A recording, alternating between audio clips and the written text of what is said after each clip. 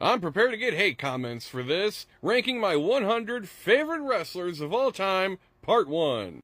Number 100, even though my opinion of him have soured over the recent couple of years, I still remember him very fondly, and now he's a super mega star. Dwayne "The Rock" Johnson.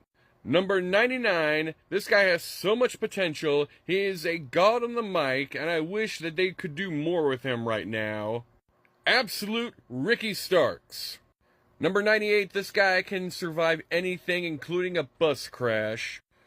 Darby Allin.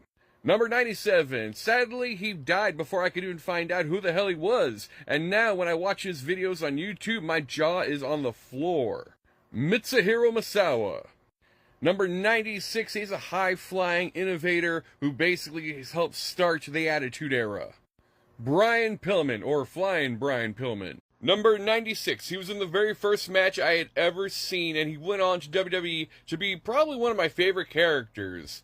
Erwin R. Shyster, IRS, also known as Mike Rotunda. Number 95, his family was a huge deal in my household growing up in the South, and he always stuck out. He was an amazing athlete, and recently all the world got to know about him and his family. Number 95, Kerry Von Erich. This wrestler retired for 9 years and came back better than ever, and now he's in AEW under his real name, Adam Copeland, also known as Edge. Number 93, I loved him as a kid, and later as the years went on, I wasn't that big a fan of his, but recently when I saw him at an AEW event a few months ago, I lost my ever-loving mind, and I realized that I am a fan of Jeff Hardy. Number 92, one of the greatest of all time in WCW, one of the greatest mid-carders and cruiserweights they ever had, and I feel like he never truly got his due, the Iceman, Dean Malenko. I love the tag team he was in with his brother, and years later, I finally got to enjoy him as a singles wrestler, Matt Hardy. Number 90, he's not a technical wizard in any way, shape, or form, but people still use his finisher to this day, Buff Bagwell. I wish I had a fraction of the charisma this man has. 1/3 of one of my favorite tag teams of all time, Xavier Woods. Number 88, who can forget that little thing he does with his head, D'Lo Brown. Number 87, I discovered him during the pandemic era, and oh my god, he's one of the greatest wrestlers in the entire world, Go Shiozaki. I loved him in his WCW run, and he always brought a smile to my face, Norman Smiley. A reminder to everyone here that this is my list, number 85, The Mountie. I loved his tag team in ECW, and I enjoyed him immensely in WCW and WWE. Saturn. Number 83, he is the god of the spine buster, Arn Anderson. Beloved by everyone in the entire wrestling world, even if you've never even seen his matches. Number 82, Andre the Giant. Number 81, he was a tag team specialist back in the day, and he went on to become a world champion. And I loved him in his earlier days, but his later days I wasn't a big fan of. Until recently, I'm like, oh my god, this guy cut some of the best promos ever. Scott Steiner. Number 80, you couldn't help but have a smile on your face when he popped up on the screen. The Junkyard Dog. Number 79, this character is ridiculous, and he was ripped off of Mortal Kombat. You know who it is. Glacier.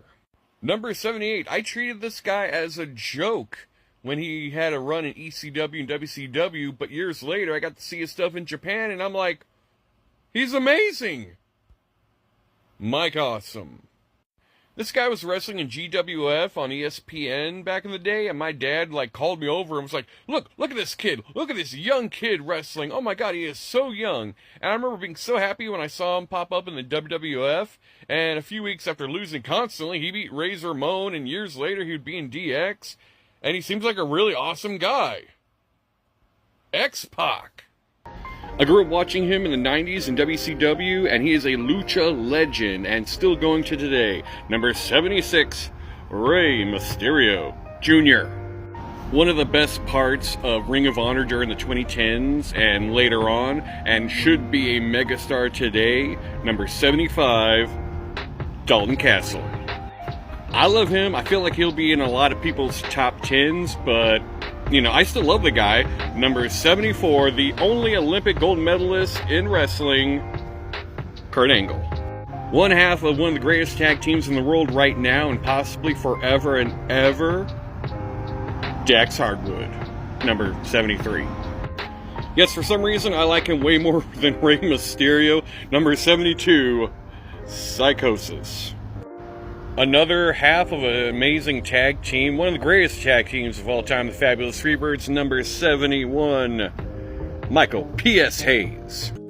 He was in the first WrestleMania main event, and his WCW period should be studied. Number 70, Mr. Wonderful, Paul Orndorff. He's here now, but in like another 2 or 3 years, I feel like he's going to be in my top 10. Number 69, Will Ospreay. Bret Hart, I'm so sorry, number 68, Goldberg. One half of the greatest tag teams of all time, and he's still wrestling to this day.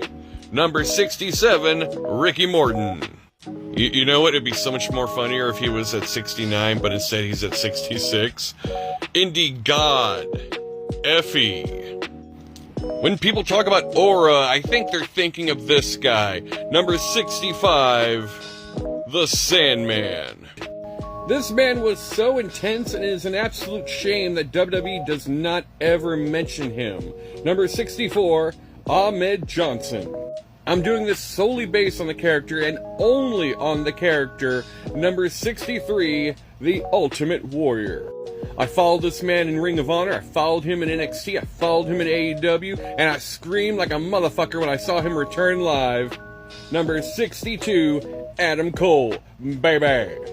This man is one of the greatest wrestlers in the entire world right now, and he was in what I believe to be in the greatest wrestling match I had ever seen live, ever in my life. Number 61, Rey Fenix. This might be a head scratcher for some of you, but damn it, I love early 90s, late 80s, WWE and WCW. Number 60, Rick the Model Martel. This man's look and personality is so huge, I had to make myself zoom in and just blow up so you don't see who is behind me. But he's one of the most majestic men in the entire world, and his Dark Side of the Ring episode made me just love him even more. Number 59, John Tenta, Earthquake. Over the past few years, I've watched this man's journey from Indie God to working New Japan, Lucha Underground, and he just got signed to AEW. Number 58, Ricochet. Half of one of the best tag teams in the entire world. They don't get the respect that they deserve. Everyone loved them years ago, and now they're crying like little babies. Number 57, Matt Jackson. Exact same tag team as I mentioned before, but he's the better wrestler between the two. Number 56, Nick Jackson. An innovator that does not get the credit that he deserves. Number 55, Chris Kanyon. This man, to me, is more than just a catchphrase. Number 54, Ron Simmons. I absolutely love this man, and I recently realized I did not put him on the list, so I had to fit him in there somewhere, and I found the perfect spot. Number 53, Eddie Kingston. He was the most unique wrestler of all time, and still no one has been able to be as unique as him. Number 52, Raven. I'm a slut for early 90s WCW and the Four Horsemen. Number 51, Barry Windham. As a big guy, I saw other big men as inspiration. Number 50, The American Dream, Dusty Rhodes. I loved him as The Natural, I loved him as Goldust, and I love him in AEW right now. Number 49, Dustin Rhodes. By the way, total coincidence, he's next to his dad. Without realizing it, I think I've modeled myself after him a little bit. Number 48, Kevin Owens. This man was a god in Lucha Underground. He is in one of the greatest steel cage matches of all time, and who knows, he might blow up once his shirts sell in WWE. Number 47, Penta El Cero Miedo. 6 or 7 years ago, this man wouldn't even be in my top 100. He wouldn't be in my top 200. But God, he impressed me so much since the pandemic that I had to include him. Number 46, the Tribal Chief, Roman Reigns. I didn't even know this guy existed until they made a Dark Side of the Ring episode about him. Now I've seen him live more than any other wrestler. The man, the king, the fucking god of this shit, Nick fucking Gage. He's on a list of wrestlers from Japan that no one knows here in America, and more people need to know about him. Number 44, Kenoh. I messed up, and I did not include him on this list. So, midway through making this list, I had to, make some arrangements and move some stuff around. But yeah, here we go. Number 43, AJ Styles. An absolute inspiration to big men everywhere. God bless him, rest in peace. Number 42, Yokozuna. Another one gone too soon. An inspiration to high flyers everywhere. Number 41, Owen Hart. He gets a lot of respect, but I feel like he doesn't get enough respect at the same time. Number 40, DDP, Diamond Dallas Page. Diamond Dallas Page was his manager for a split second over in WCW, but then he found himself in WWE as number 39, Razor Ramon. One of Sting's greatest rivalries and probably one of the greatest big men ever in WCW. Number 38, Vader. I'm amazed at how many matches this guy is able to do every WrestleMania weekend, and he's on a level above everyone else right now that's wrestling in the current day era, and he's not even in AEW or WWE. Number 37, Speedball, Mike Bailey. This man was god tier over NXT, and it took years on top of years before people realized, oh my god, this guy's on another level. So I love that he's finally getting his due. Number 36, Sami Zayn. So basically every big guy that's not Haystacks Calhoun is going to end up on this list. Number 35, the Beast from the East, Bam Bam Bigelow. A tag team specialist and one of the rare occasions where I don't include the other tag partner. Number 34, beautiful Bobby Eaton. An absolute legend who would never work as a heel. Number 33, Ricky the Dragon Steamboat. I absolutely love this man. Number 32, Big E. In my opinion, a wrestling god in Pro Wrestling Noah and all Japan. He's currently in GLEAT, and I hope to God that more American people get eyes on him. Number 31, Katsuhiko Nakajima. For years, this man was a punching bag and a punchline to people due to his time in WWE, but his time at NWA and WCW made him a legend, and he was the face of the United States Championship for years. Number 30, the total package, Lex Luger. I have talked so much shit on this man since he went to WWE a couple of years ago, but I can't deny his greatness. I just can't. Number 29, the American Nightmare, Cody Rhodes. Little punk ass. An inspiration to cruiserweights everywhere, and I'm so fortunate to have seen him in his WCW run. Number 28, Jushin Thunder Liger. He left us way too soon, and I feel like if we teleported him from the early 90s to today, he would fit right in. Number 27, Mr. Perfect. I just got him tattooed on my arm, and he's my favorite luchador of all time. Number 26, La Parka.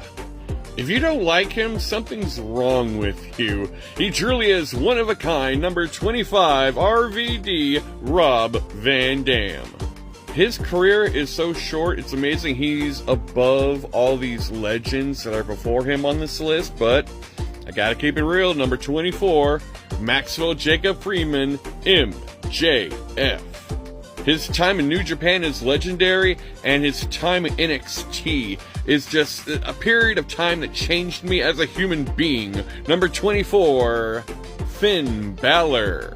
He was an absolute legend in TNA. WWE did him wrong, but AEW fixed those mistakes. Number 22, Samoa Joe. His NXT theme song already made him worthy of this list, but his skills in seeing him both in WWE and also in AEW, I just think he looks so cool. Number 21, Malachi Black. He's more famous for his time in WWE, but his time over in WCW, we're noticing a theme here, just blew me away. He is an absolute legend, left us way too soon. Number 20, Ravishing Rick Rude.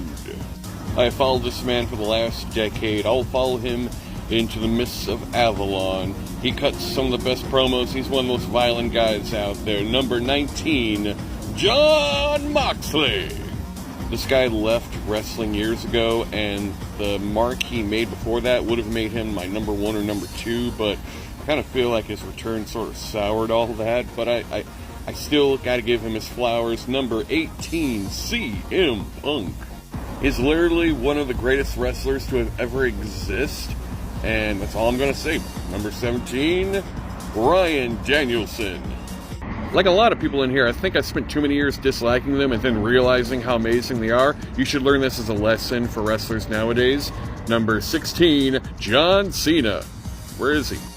And just like this guy, people are dunking on him right now, but at one point a lot of people were calling him the GOAT. Number 15, Chris Jericho. I saw myself in this man, and I was extremely brokenhearted when he passed away last year. Number 14, Bray Wyatt. There was a time where he would be higher on this list, but I felt like I could still put him on this list. Number 13, Nature Boy Ric Flair. He is responsible for some of the greatest wrestling matches of all time and is currently kicking ass every week in America. Number 12, Kazuchika Okada. I'm older than some of you here, so some of you became fans of him in like 98 or 99. I was a fan of his in 95, I think. But yeah, I loved him when he had hair. Number 11, Stone Cold Steve Austin. I'm doing my best to cover this because I feel like it's going to be very obvious, but god dang, I love this guy. He is a national treasure to fans of comedy wrestling and has one of the best characters I've ever seen. And I wish we could see him on TV way more. Number 10, Danhausen. I temporarily took him off the list, and then I put it back on. I had to reach deep inside myself because I love this character. I watched this character debut. I love this character. I'm not a fan of the person himself, but the character is legendary, and it would be a crime to not include him anywhere on this list. But damn it, he deserves to be in the top 10. Number 9, The Undertaker. I watched this man be a tag team specialist. I watched him become a world champion singles star, and I watched him become a legend. Number 8, Bret Hitman Hart. This man influenced so many people. It hurts every day knowing that he could have done more. And God bless him. A legend. I'm not even sure what to say other than I saw him in WCW and I watched him become a world champion in WWE. Number 7, Eddie Guerrero. I think this is one of the last ones where I see myself in this person. He is a role model. He's probably genuinely one of the greatest people in the world, and I got to tell him how much of an inspiration he was to me last year. Number 6, Mick Foley. Mrs. Foley's baby boy, Mick Foley. Also, looking back at it, I should have been like the best there was, the best there is, the best there ever will be. But then again, you're number 8. This man was doing moves no one was doing at the time. He amazed Americans, and he opened the door for me to get into Japanese wrestlers, and it's a love that I continue to today. Number 5, The Great Muta. An absolute legend. Had banger after banger, went away, came back, had banger and even more bangers.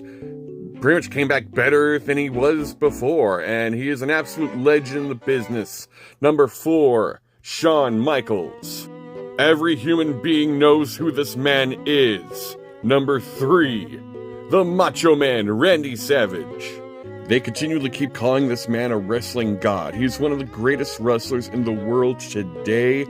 When I first saw him, I absolutely didn't know what to think of him, and now I'm like, oh my god, this guy is amazing. I can't imagine my life without him, and we almost lost him this year, and I'm going to cherish every moment that I see him on TV. Number 2, Kenny Omega. I'm not going to have the thing behind me for number 1. This is number 1. I saw this man on the very first pay-per-view I watched in 1989. He was in the main event. He came out, and I had never seen anything like that. I saw this man with his face paint on, and I was like, oh my god, I want to dedicate my entire life to being like this man. He got older, he changed his look at the same time when I was getting older, and I loved darker type of shit. He went from colorful to being darker. He kept going and going. The company he was in went out of business. He had a cup of coffee in WWE that sucked, but AEW scooped him up and gave him the goodbye that he deserved. Ladies and gentlemen, my number one favorite wrestler of all time, it's Sting! I hope you enjoyed this list. Hopefully this is not the absolute end of TikTok.